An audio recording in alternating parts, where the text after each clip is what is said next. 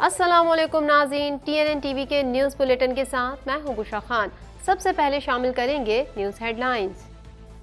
Tajikistan کے صدر سرکاری دورے پر پاکستان پہنچ گئے۔ اسلام آباد کے ایئرپورٹ پر تاجک صدر امام علی رحمان کو 21 توپوں کی سلامی دی گئی۔ وزیر اعظم ہاؤس میں معاہدوں پر دستخط کی تقریب منعقد کی جائے گی۔ بھارت ہمسایوں کے گھر میں آگ لگائے گا تو یہ آگ ان تک بھی جائے گی۔ وزیر مملکت برائے خارجہ امور ہینا ربانی کھر کا کہنا تھا کہ بھارت کی دہشت گردی کے ثبوت دنیا کو دے رہے ہیں۔ پاکستان کا عالمی برادری سے بھارت کے احتساب کا مطالبہ۔ بیرونی قرضوں پر مزید انحصار نہیں کر سکتے۔ اسحاق ڈار کا کہنا ہے کہ ٹیکسز کا دائرہ کار بڑھانے کی ضرورت ہے۔ معیشت کو سیاست سے الگ کرنا ہوگا۔ ہمیں بہت سے سرکاری اداروں کو پرائیویٹائز کرنا چاہیے۔ لاہور جوہر ٹاؤن دھماکے میں بھارت ملوث نکلا، 3 دہشت گرد گرفتار کر لیے۔ وزیر داخلہ کا کہنا ہے کہ پاکستان میں دہشت گردی کو بھارت کی سپورٹ حاصل ہے۔ جوہر ٹاؤن دھماکے میں بھارت کی خفیہ ایجنسی را ملوث ہے۔ گاڑی دریائے سندھ میں گرنے سے خواتین اور بچوں سمیت 9 افراد جاں بحق۔ ریسکیو حکام کی جانب سے آپریشن جاری۔ DHQ بٹگرام اور RHC تھاکوٹ میں ایمرجنسی نافذ کر دی گئی۔ امریکہ میں پاکستان کی زیر ملکیت اہم عمارت فروخت کرنے کی تیاری۔ پاکستانی سفارت خانے کا عمارت کی فروخت کی تصدیق و تردید سے گریز۔ زیر استعمال نہ ہونے کی وجہ سے پاکستان کی ملکیت عمارت انتہائی مخدوش ہے۔ کلفٹن 3 تلوار پر رہائشی عمارت میں آگ لگ گئی۔ فائر بریگیڈ کی 3 گاڑیوں اور ایک اسنارکل نے آگ بجھانے میں حصہ لیا۔ حادثے میں کوئی جانی نقصان نہیں ہوا۔ ٹورنٹو کے شہری شدید برف باری کے لیے تیار ہو جائیں۔ انوائرمنٹ کینیڈا کی جانب سے ٹورنٹو اور اطراف کے علاقوں کے لیے خصوصی موسمی بیان جاری۔ شہر میں 10 سینٹی میٹر تک برف باری کا امکان ہے۔ کینیڈا کے بین الاقوامی تجارت کی وزیر نے معافی مانگ لی۔ ایتھکس کمشنر نے ان کے خلاف کینیڈا کے مفادات کو نقصان پہنچانے کا فیصلہ سنایا تھا۔ میری اینجی نے اپنے دوست کی کمپنی کو ٹھیکہ دیا تھا۔ کینیڈا کا یوکرین میں توانائی تنصیبات کی بحالی کے لیے مدد کا اعلان۔ کینیڈا کیف کے پاور گرڈ کی مرمت کے لیے $115 ملین منتقل کرے گا۔ کینیڈا کی نائب وزیر اعظم کا کہنا ہے کہ روس سردی کو بطور ہتھیار استعمال کر رہا ہے۔ کابل حملے کے بعد چین کا اپنے شہریوں کو افغانستان فوری چھوڑنے کا مشورہ۔ ترجمان چینی وزارت خارجہ کا کہنا ہے کہ افغان حکومت جلد تحقیقات اور چینی شہریوں کی حفاظت یقینی بنائے۔ کابل میں پیر کے روز چینی ہوٹل پر حملے میں 5 چینی شہری زخمی ہوئے تھے۔ امریکہ نے patriot missile defence system Ukraine بھیجنے پر کام شروع کر دیا۔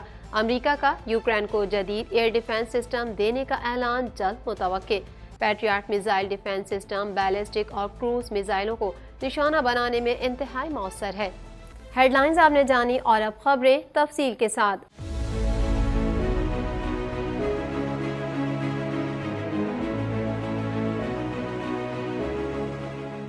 1.25 کروڑ کی آبادی پر مشتمل کراچی میٹروپولیٹن سٹی میں صحت کے حوالے سے ہسپتال تو بہت، لیکن فزیو تھراپی سینٹر نایاب ہیں۔ الحمدللہ ہم نے اس کمی کو پورا کرتے ہوئے گلستان جوہر میں زبیداس فزیو تھراپی سینٹر کا آغاز کر دیا ہے۔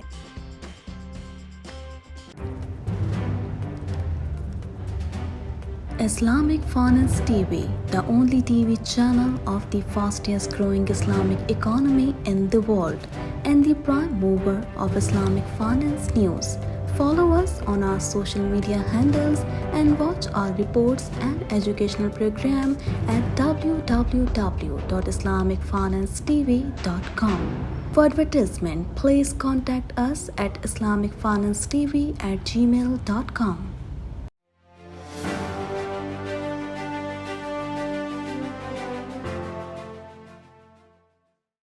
تاجکستان کے صدر امام علی رحمان سرکاری دورے پر پاکستان پہنچ گئے۔ وفاقی وزیر تجارت نوید قمر نے تاجکستان کے صدر امام علی رحمان کا اسلام آباد کے ایئرپورٹ پر استقبال کیا۔ مزید احوال اس رپورٹ میں۔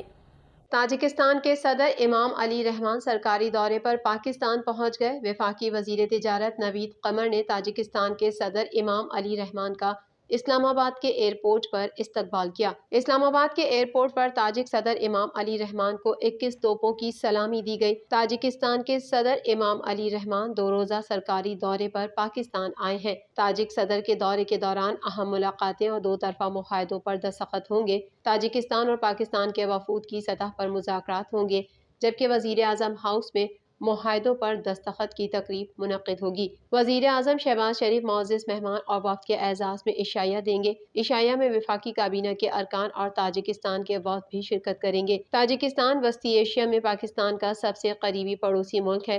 دونوں ممالک کے درمیان محض واخان راہداری واقع ہے۔ یہ قربت تاجکستان کو وسطی ایشیا میں پاکستان کا ایک اہم شراکت دار بناتی ہے۔ توقع ہے کہ تاجک صدر کے دورہ پاکستان سے دونوں ممالک کے درمیان مختلف شعبوں میں تعاون کو مزید گہرا کرنے اور بڑھتی ہوئی جیو اکنامک پارٹنرشپ کو مزید تقویت ملے گی۔ وزیر مملکت برائے خارجہ امور ہنا ربانی کھر کا کہنا ہے کہ پچھلے 3 سال میں 1230 حملے ہوئے ہیں جو را کے اسپانسرڈ تھے۔ بھارت کی دہشت گردی کے ثبوت دنیا کو دے رہے ہیں۔ مزید تفصیلات اس رپورٹ میں۔ وزیر مملکت برائے خارجہ امور ہنا ربانی کھر نے کہا ہے کہ بھارت ہمسائیوں کے گھر میں آگ لگائے گا تو یہ آگ ان تک بھی جائے گی۔ اسلام آباد میں پریس کانفرنس کرتے ہوئے وزیر مملکت برائے خارجہ ہنا ربانی کھر کا کہنا ہے کہ پچھلے 3 سال میں 1230 حملے ہوئے ہیں جو را کے اسپانسرڈ تھے۔ بھارت کی دہشت گردی کے ثبوت دنیا کو دے رہے ہیں۔ توقع ہے کہ بین الاقوامی برادری بھارت کا احتساب کرے گی۔ وزیر مملکت برائے خارجہ کا کہنا تھا کہ لاہور واقعہ بھارت کی طرف سے پلان کیا گیا اور حکومت پاکستان اس معاملے کو ہر سطح پر اٹھائے گا۔ اس خطے میں سب سے زیادہ نقصان دہشت گردی کی وجہ سے ہوا ہے اور بھارت سے بہتر کسی ملک نے دہشت گردی سے فائدہ نہیں اٹھایا۔ انہوں نے کہا کہ بھارت سے زیادہ کسی نے دہشت گردی کا فائدہ نہیں اٹھایا۔ بھارت نے عالمی سطح پر انسداد دہشت گردی کے لیے کوئی کردار ادا نہیں کیا۔ بھارت مقبوضہ کشمیر میں مسلسل انسانی حقوق کی خلاف ورزیوں کا مرتکب ہے اور خطے میں دہشت گردی کی متعدد تنظیموں کی معاونت اور مدد کرتا رہا ہے۔ ہنا ربانی کھر نے کہا کہ بھارت بلوچ دہشت گرد تنظیموں کی کھلم کھلا مدد کرتا ہے، جبکہ سمجھوتہ ایکسپریس واقعہ، لاہور واقعہ اور کلبھوشن یادو کا کیس بھارت کی دہشت گردی کی مثال ہے۔ بھارت سلامتی کونسل قراردادوں پر عمل کرنے سے ہمیشہ انکاری رہا۔ بھارت جو خود کرتا ہے اس کا الزام دوسروں پر لگاتا ہے۔ بھارت کا ہمسایہ ممالک میں عدم استحکام میں مسلسل کردار ہے، جبکہ سی پیک کو سبوتاژ کرنا بھی اس کی حالیہ مثال ہے۔ وزیر مملکت برائے خارجہ ہنا ربانی کھر نے کہا کہ بھارت کو اس پالیسی سے پیچھے ہٹنا ہوگا۔ اقوام متحدہ کے سیکیورٹی کونسل کے ارکان سے بھارت کو دیا گیا ڈوزیر شیئر کیا ہے۔ بھارتی شہریوں کے بارے میں ریڈ وارنٹس جاری ہو چکے ہیں۔ واقعے کی تحقیقات کے لیے متعلقہ ممالک سے باہمی قانونی معاونت کی درخواست کر دی ہے۔ ہنا ربانی کھر نے کہا کہ امید ہے کہ FATF اور UN بھارت کا محاسبہ کریں گے۔ یہ ڈوزیر سلامتی کونسل اراکین اور UN سیکریٹری جنرل سے بھی شیئر کیا جائے گا۔ This dossier, as you already know, has details, evidence of how India has found to be fully behind this particular incident which led to the loss of life. And we did not, unlike our neighbors, go the next day and blame one country or the other. We waited till we had strong, hard evidence to be making the case that we're making today. وفاقی وزیر خزانہ اسحاق ڈار کا کہنا ہے کہ ہمیں exports بڑھانا ہوں گی۔ ملک میں ٹیکسز کا دائرہ کار بڑھانے کی ضرورت ہے۔ پاکستان کو بھی معیشت کو سیاست سے الگ کرنا ہوگا۔ مزید جانیں گے اس رپورٹ میں۔ وفاقی وزیر خزانہ اسحاق ڈار کا کہنا ہے کہ ہمیں ایکسپورٹس بڑھانا ہوں گی۔ ملک میں ٹیکسز کا دائرہ کار بڑھانے کی ضرورت ہے۔ پاکستان کو بھی معیشت کو سیاست سے الگ کرنا ہوگا۔ بیرونی قرضوں پر مزید انحصار نہیں کر سکتے۔ ہم سوشل سیکیورٹی کے لیے جتنا خرچ کر سکتے ہیں ہمیں کرنا چاہیے۔ اسلام آباد میں تقریب سے خطاب کرتے ہوئے وزیر خزانہ اسحاق ڈار کا کہنا تھا کہ میں بہت عرصے سے چارٹر آف اکانومی کا کہہ رہا ہوں۔ پاکستان کو بھی معیشت کو سیاست سے الگ کرنا ہوگا۔ کیا امریکہ، جاپان یا برطانیہ میں کہا جاتا ہے کہ ان کا ملک قرضوں کی دلدل میں پھنس گیا ہے؟ کیا بنگلہ دیش سمیت دیگر ممالک کرنسی مارکیٹ میں مداخلت نہیں کر رہے؟ پاکستان کی حکومت کو بھی مارکیٹ میں مداخلت کرنا پڑتی ہے۔ وزیر خزانہ کا مزید کہنا ہے کہ چمن بارڈر پر یوریا اور بڑی مالیت کے ڈالرز کی اسمگلنگ ہو رہی ہے۔ ملک میں بڑے پیمانے پر ڈالر کی اسمگلنگ کی گئی۔ غریب نادار لوگوں کو سبسڈی دینا ریاست کی ذمہ داری ہے۔ ہمارے ملک میں سبسڈی ٹارگیٹڈ ہونی چاہیے۔ ان کا کہنا تھا کہ کورونا وبا کی وجہ سے بہت سے ملکوں نے ٹیکس ریٹ میں اضافہ کیا۔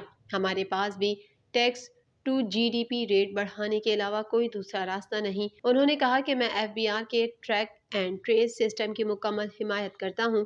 بعض صنعتی شعبوں میں ٹیکس کی رپورٹنگ کا ایشو بھی ہے۔ پاکستان کو ٹیکسوں کا دائرہ کار بڑھانے کی ضرورت ہے۔ 5 سال قبل ہم کہاں تھے اور اب کہاں ہیں؟ اسحاق ڈار نے کہا کہ ہم نے وفاق سے صوبوں کو ریسورسز بہت جلد منتقل کیے۔ آئین کے مطابق صوبوں کو ایک بار دیے گئے ریسورسز واپس نہیں لیے جا سکتے۔ نیب کے ڈر سے کوئی کام نہیں کرنا چاہتا۔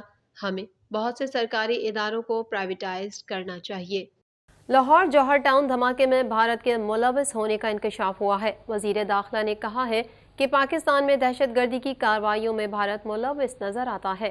مزید احوال اس رپورٹ میں۔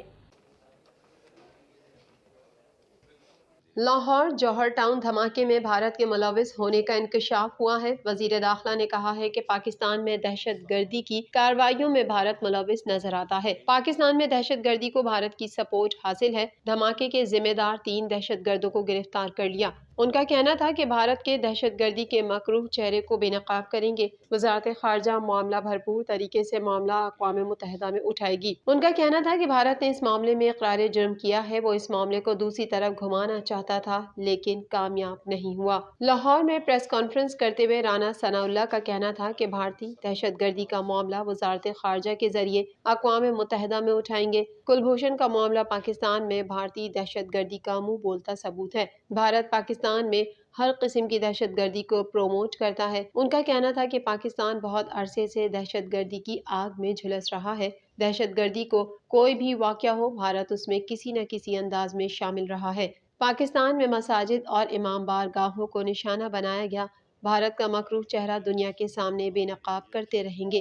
وزیر داخلہ رانا ثناء اللہ کا کہنا تھا کہ دہشت گردی کے خلاف قوم نے بے پناہ قربانیاں دیں۔ ہم ہر روز نئی صورتحال سے دوچار ہوتے ہیں۔ پاکستان کئی دہائیوں سے دہشت گردی کا سامنا کر رہا ہے۔ کلبھوشن کا جو معاملہ ہے وہ اس کا ایک منہ بولتا ثبوت ہے، یعنی ایک ایسا ثبوت ہے کہ جس میں کسی دلیل اور ایویڈنس کی ضرورت نہیں ہے۔ وہ کلبھوشن کا گرفتار ہونا اور اس کا اپنا بیان جو ہے وہی اس بات کے لیے کافی ہے کہ ہندوستان جو ہے وہ پاکستان میں دہشت گردی کے ہر واقعے کے پیچھے کسی نہ کسی انداز میں جو ہے وہ کار فرما ہے۔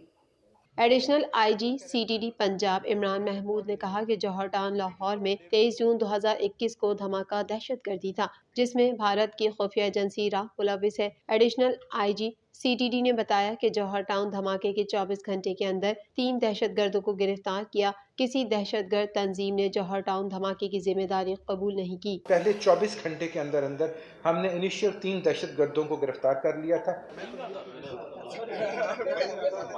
جمبیڑا کے مقام پر گاڑی ڈرائیور سے بے قابو ہو کر دریائے سندھ میں گرنے سے خواتین اور بچوں سمیت 9 افراد جاں بحق ہو گئے۔ مزید احوال اس رپورٹ میں۔ جمبیڑا کے مقام پر گاڑی ڈرائیور سے بے قابو ہو کر دریائے سندھ میں گرنے سے خواتین اور بچوں سمیت 9 افراد جاں بحق ہو گئے۔ حادثے میں 16 افراد شدید زخمی ہوئے جبکہ مزید 3 سے 4 مسافروں کے ڈوبنے کا خدشہ ہے جن کی تلاش جاری ہے۔ بٹگرام تھاکوٹ سے جمبیڑا جانے والی ڈاٹسن آلائے خور ڈیم کے قریب المناک حادثے کا شکار ہو کر دریائے سندھ میں جا گری۔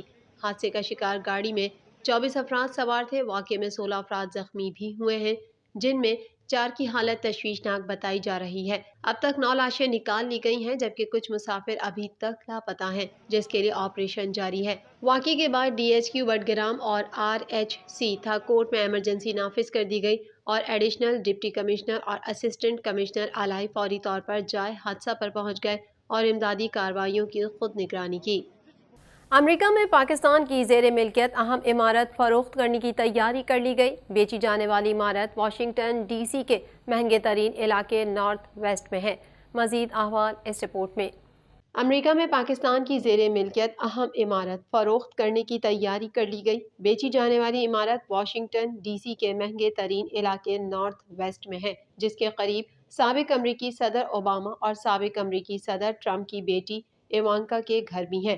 بیچی جانے والی عمارت 13,000 اسکوائر فٹ سے زائد کے احاطے پر ہے۔ پاکستانی عمارت کے قریب دنیا کے امیر ترین افراد کی فہرست میں شامل ایمیزون کے سربراہ जेफ बेजोस भी रहते हैं। शहरी कवानीन के मुताबिक इमारत की बैरूनी शक्ल को तब्दील किए बगैर मुरम्मत मुमकिन है। इस इमारत पर 2016 ta 2017 में शहरी हुकूमत ने $70,000 का जुर्माना आयद किया था। दूसरी जानिब पाकिस्तानी सिफारत खाने की जानिब से इमारत की फरोख्त की तस्दीक को तरदीद से गुरेज किया जा रहा है।